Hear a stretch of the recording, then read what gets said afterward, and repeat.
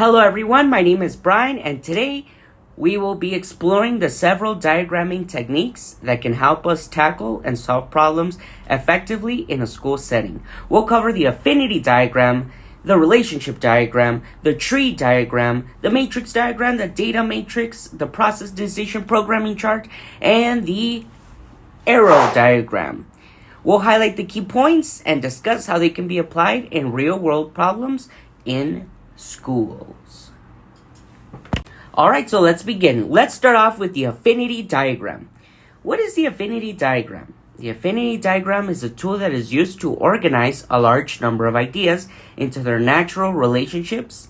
It groups ideas based on their common themes. Some key points of this is that its purpose is to organize the ideas into clusters, then sort them into categories. The outcome can help us identify patterns and the relationships between these ideas. The application in a school would be, for example, imagine that the school is making an extracurricular program. We have the teachers and the students brainstorm various activities and various suggestions and resources. Using the affinity diagram, we can group these into categories like sports, arts, academic, helping the planning committee see which categories are the most popular and where these resources should be allocated.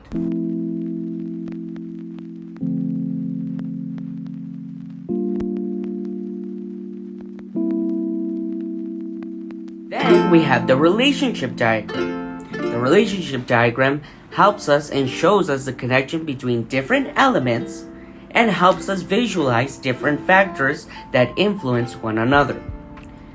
What does this help us with? Well, it helps us visualize relationships and dependencies, and during its process, it helps us identify and map out how different elements are related. What is the outcome of this? It clarifies how changes in one element affects others.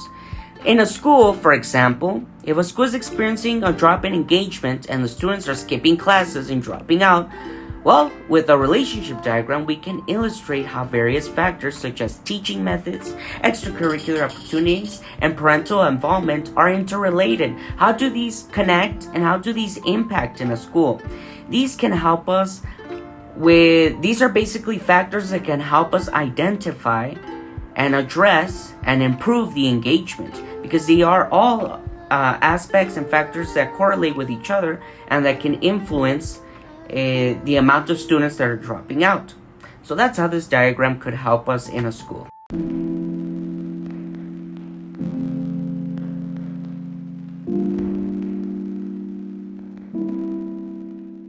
Next, we have the tree diagram. No, not because it looks like an actual tree. Well, it kind of does. Basically, the tree diagram breaks down into complex processes or systems into their component parts, showing the hierarchy of these components, and this diagram focuses on the cause and effect of a factor to show possible outcomes of a situation. Basically, it decomposes a system or a process into simpler and manageable parts. It can start with a broad idea and then it can start breaking it down into its smaller branches. And this helps us create a more structured view. How can we apply it into school? Well, for example, let's say that the school right now isn't doing very well with their funding and they need to cut down some cost, right? Well, let's say I want to remove the English coordinator. Boop. The English coordinator is out, but who is that going to affect? Well, if the English coordinator isn't here, then that's going to affect the other teachers that provide the English classes.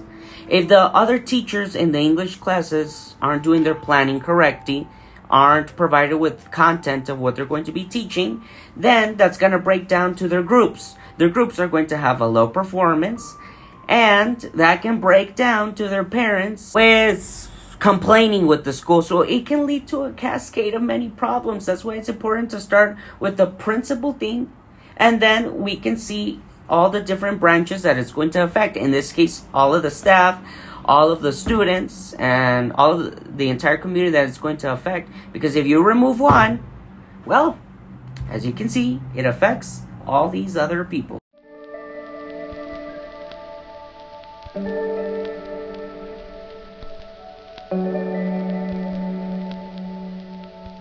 Next, we have the Process Decision Program Chart, also known as the PDPC. This one helps us to anticipate possible risks or obstacles in a project or decision-making process.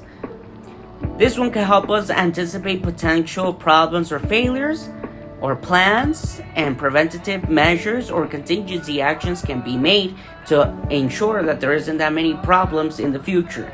How can this be applied in a school? Well, for example, if you're barely starting to make your academy, you need to make sure you have an entire structured process. You need to make sure that you have, let's say, training for your teachers.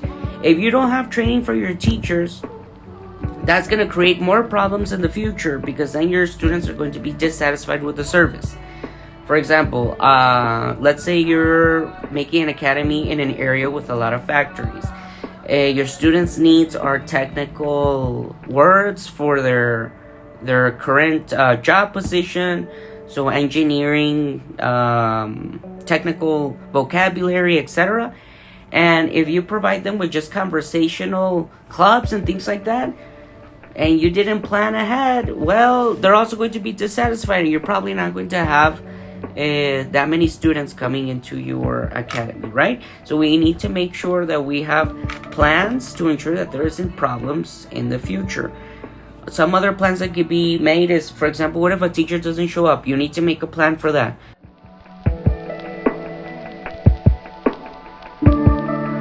The matrix diagram shows us the relationship between different sets of data. So this one focuses on analyzing data. There are 5 types of matrix diagrams that we can use: the L-shaped, the Y-shaped, the T-shaped, the C-shaped, and the X-shaped. But basically, the matrix diagrams that we have, they compare different variables or criteria to identify patterns and the correlations between them. The matrix diagram is a project planning and management tool used to graphically illustrate complex relationships. And it also analyzes the relationship between the data sets. This tool is very important and it's essential for project managers as it helps them define how information is related and the strength of these connections. This way, the manager can compare elements with one or two or more groups of elements. The key points of this is that it compares different variables or criteria. It helps identify patterns and correlations between data. But today we will be using as an example the L-shaped matrix. If we use it, for example, in a school, for example, we're gathering resources for a school project, planning extracurricular activities for the coming year, the L-shaped diagram can help us with this by comparing activities based on various factors. For example, we will have the vertical axis to list the types of activities that we might have. Maybe like a robotics club, a debate team, drama, dancing, singing club, etc. The horizontal axis list would be the evaluation criteria. For example, the student interest, the required budget, facility needs, the potential for community engagement. And we would fill in each cell to indicate how well each activity meets each criterion, either high, medium, or low. Once we're done filling out each criterion, well, we would see, we would have to choose wisely. For example, the soccer team is within our budget and it's actually cheaper, but you know what? The students are really interested. So, yeah, it's within our budget, but most likely no student is going to sign up. Hey, but what about the robotics club? That one's within our budget and students are interested. Yes, but we don't have the correct space for this, and we need a lot of equipment. Okay, well, we won't be able to do that one. Well, what about the debate club? It seems that students are interested. It seems we have enough resources for this, a classroom, and it seems that it's within our budget to hire a teacher.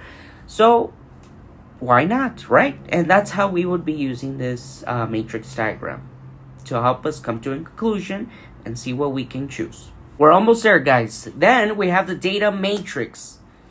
The data matrix, as the name says, focuses on gathering data. It is a tool and is used to organize and present data in a tabular format, allowing for easy comparison and analysis. What are some key points of this? Well, it facilitates the data comparison and analysis. The input data, we have input data that is structured into a grid for comparison, and the outcome helps us provide a clear view of data trends and relationships. How can this be applied in a school? If a school is analyzing a student performance, data across different subjects, a data matrix can be used to compare scores, identify trends, and determine areas where students might need additional support. Well, what data, Brian? Well, for example, the data that we would be using to help identify in what areas do students need support, we would gather, for example, each subject. Let's say one group. We're going to analyze one group. Group number one. We're going to gather data from each of their subjects and see how they are doing in each unit. For example, we would gather the average grade for each one. And we would see in what areas is it that the group is struggling more. Is it math? Is it English? For example, let's say in English that they're getting their average as a group is a 9. Yep. But in math, they have a 7.2 as a group average. All right, well, then it looks like we would need to analyze furthermore. And this is a very easy comparison that lets us know, hey, there is a problem right here. And then we can use other strategies to see how we can fix this problem, including a different diagram, right? All right, guys, and we have made it to the final one, the arrow diagram. The arrow diagram is also known as the PERT chart.